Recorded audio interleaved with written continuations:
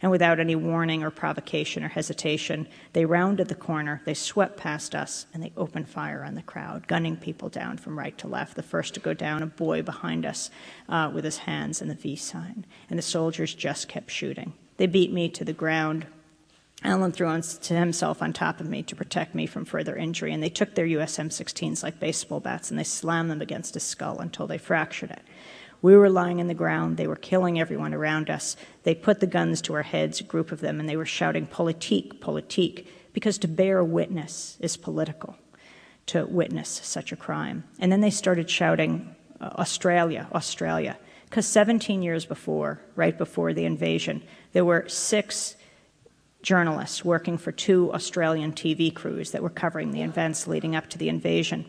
They lined up 5 against a house and they executed them. The 6th, Roger East, the day after the invasion, reporting for the world about what was happening from a radio station in Dili.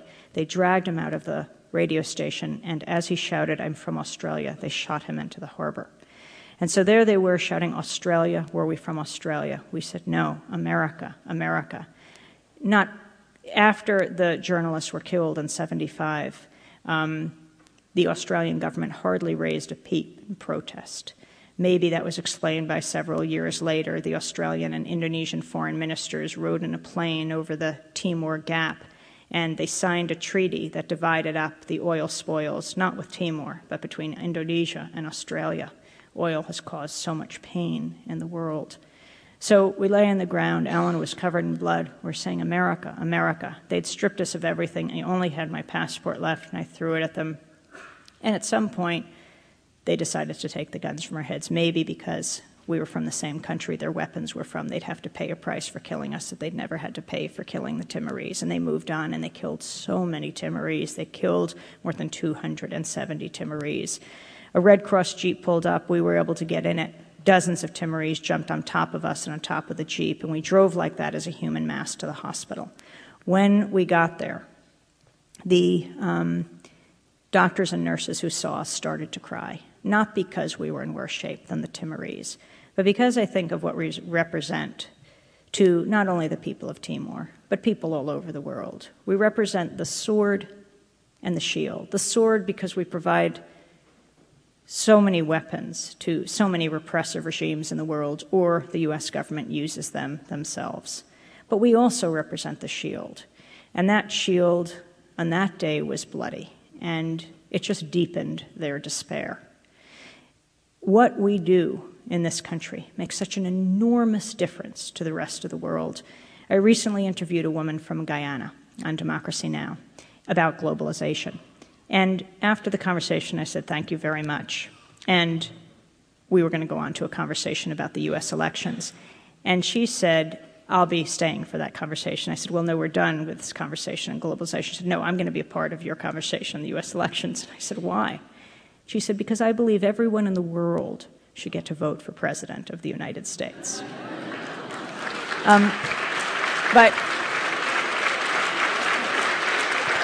what we do in this country really does matter.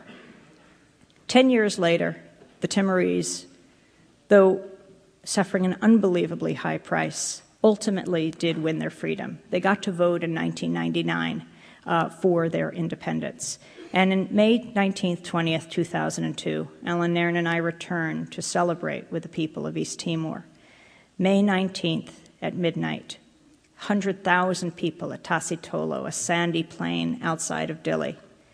They gathered. They watched the rebel leader, now the founding president of East Timor, ascend the stage, Shanana Gusmao, and raise the flag of the Democratic Republic of East Timor. As the fireworks went off, the Timorese looked up, and you could see the light reflected in their tear-stained faces. This nation of survivors had prevailed at an unbelievably high price, but they had resisted and they had won. It is a lesson to all of us that persistence, that kind of unbelievable struggle, but with the solidarity of people all over the world, does make a difference, and that people right here in this country who organized for many years to help the people of Timor an amazing organization called the East Timor Action Network that lobbied and educated people, and so many others learned and wrote to Congress members and even went to East Timor and did things, that all of them taught us that it really does make a difference what we do every day, that we have a decision to make in every action, every hour of every day, whether we want to represent the sword or the shield. Democracy Now! Thank you. The New York Times once called Noam Chomsky arguably the most important intellectual alive. He's the author of some 70 books and ranks with Marx, Shakespeare, and the Bible among the 10 most quoted sources in the humanities of all time. In a lengthy profile last year, The New Yorker called him one of the greatest minds of the 20th century and one of the most reviled. Of course, Professor Chomsky has had a few choice words about the news media as well, but I will leave those to him. Welcome to the Cambridge Forum, Noam Chomsky.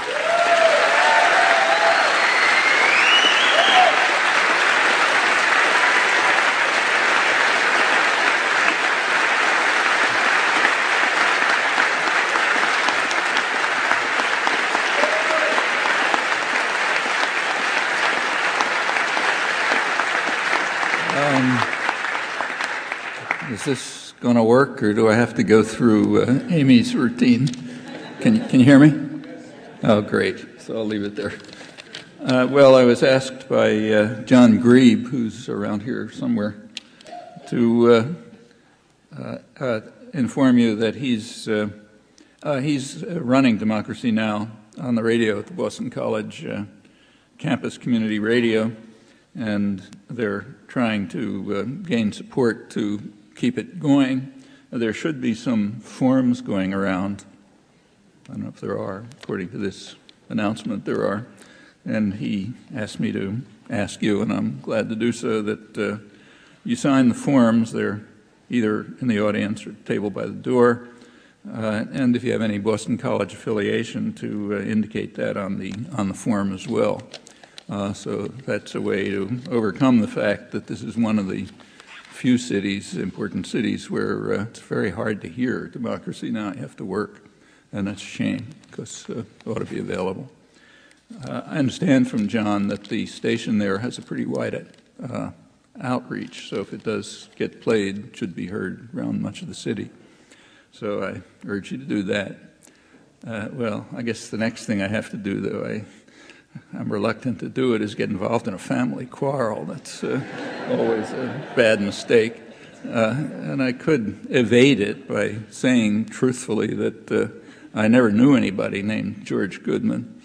I actually did know somebody named Gedalia Goodman, who that may be who they're referring to. I don't know if they know his name, actually. He and I were campers together, not counselors, at a Hebrew-speaking camp. But anyone who thinks it through should know that that story can't be correct, because it was also a kosher camp. And you're not allowed to take a bite out of a live animal. That's, so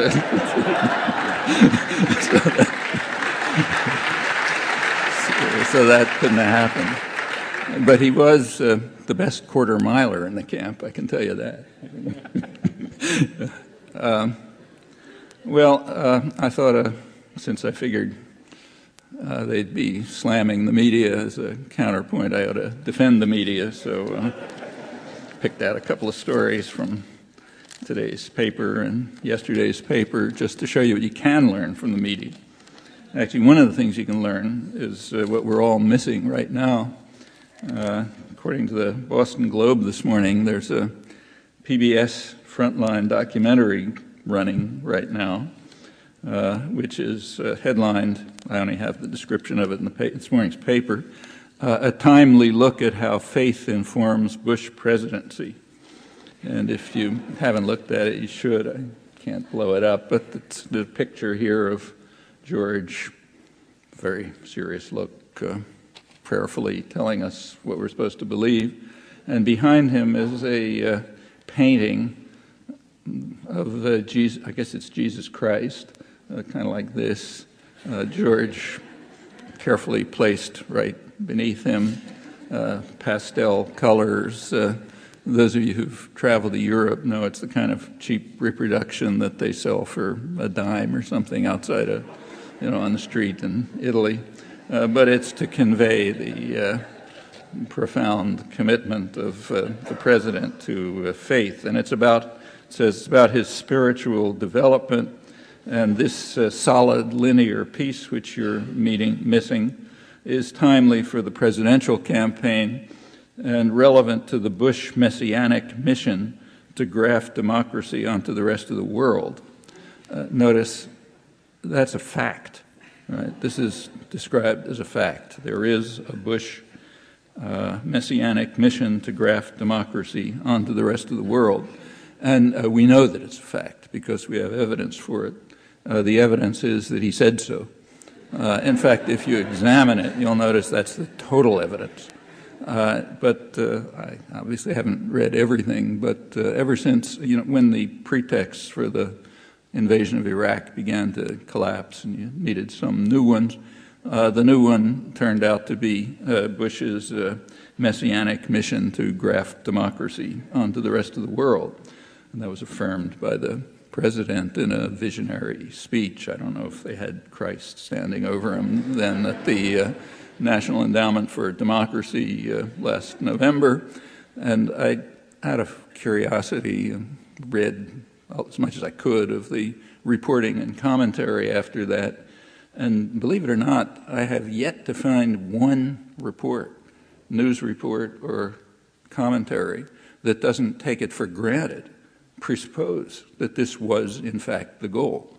There are critics, plenty of critics. The critics say it's a noble and generous messianic mission, but it's beyond reach, or maybe those people aren't ready for it, or it'll cost us too much or something.